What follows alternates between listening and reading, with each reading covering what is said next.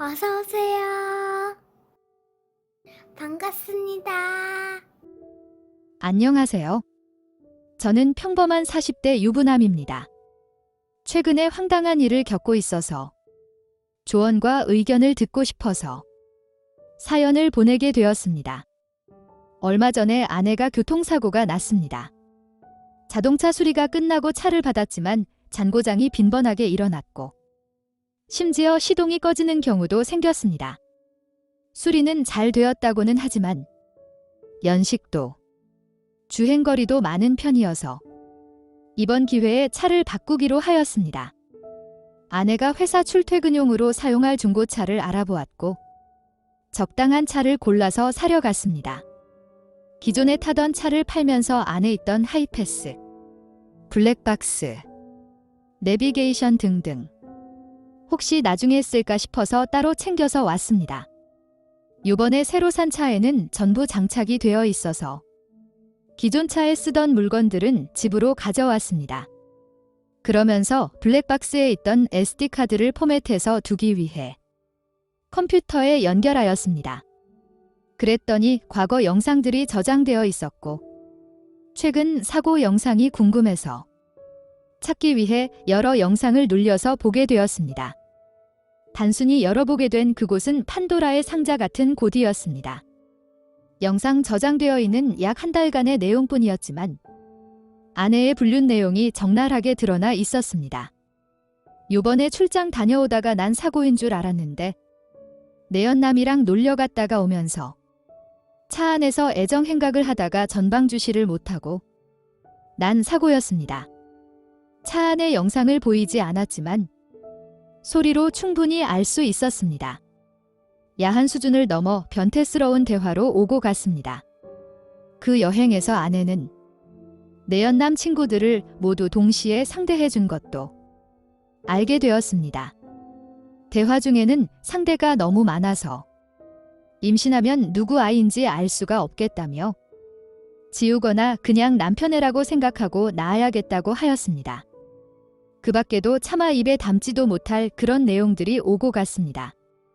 저한테 아내는 그냥 조신하고 순박한 여자였는데 제가 잘 못 알고 있었던 것이었습니다. 그 영상들을 가지고 있으면서 며칠을 고민했습니다.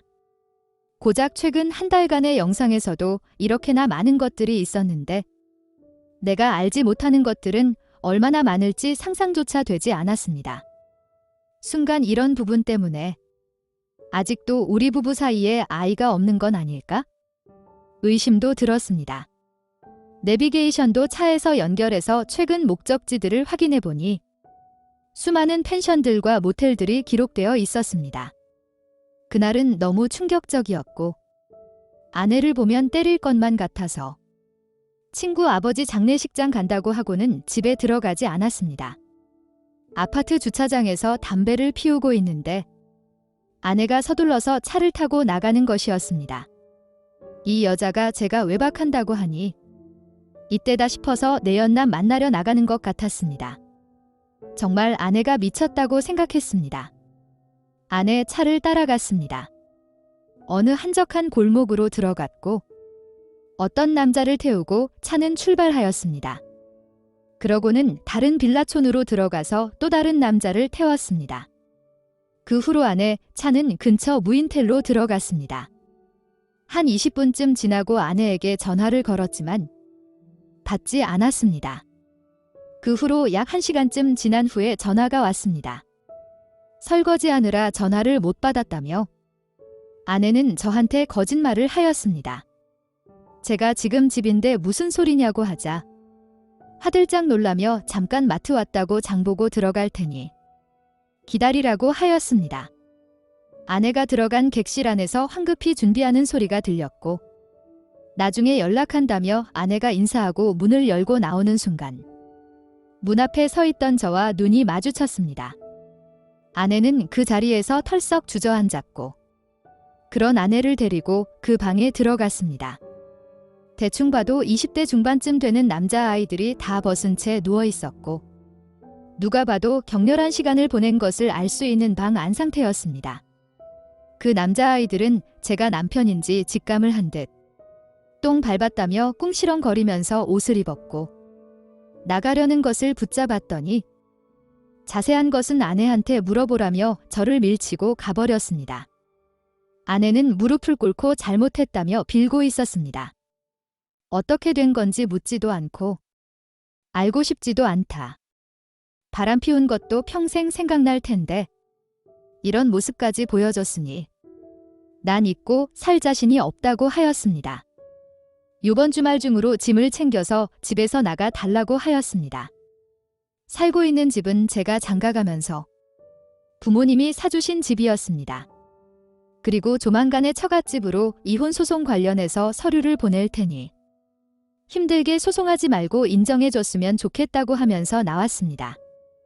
아내는 따라 나오며 오해라고 하였지만 그 방 안의 상황은 오해가 필요 없는 아주 명쾌한 불륜 현장이었습니다.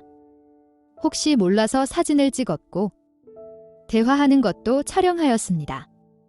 집에 들어와서도 계속 오해라며 잘못했다고 하였지만 저는 투명인간 취급하였습니다. 오해한 거라면서 계속 잘못했다고 하는 건 무슨 상황인 건지 그냥 순간을 피하고 싶은 상황인 것 같습니다. 자꾸 이렇게 시끄럽게 굴면 오늘 찍은 사진 및 영상 전부를 장모님한테 보내겠다고 하자 제발 그것만은 참아달라며 나갔습니다. 다음 날 아침에 일어나 보니 아내는 주방에서 제 생일에도 볼 수 없었던 어마어마한 밥상을 준비하고 있었습니다.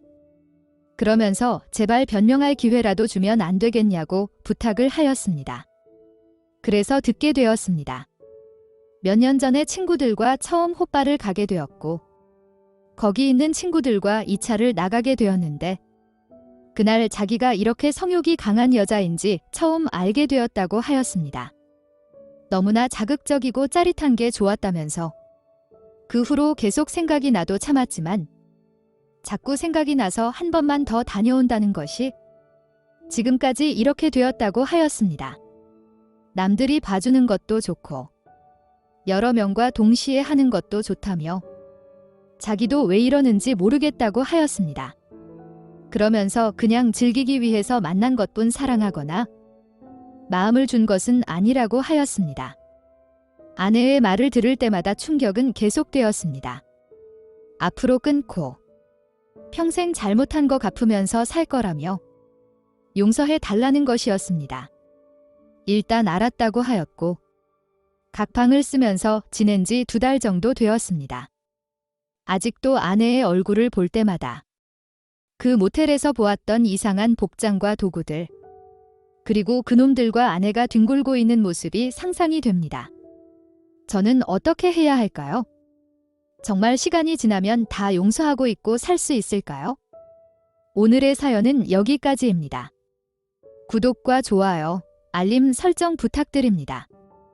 긴 글을 읽어주셔서 감사합니다. 구독과 좋아요 꾹꾹 눌러주세요. 꾹꾹. 알림 설정도 꾹꾹 눌러주세요.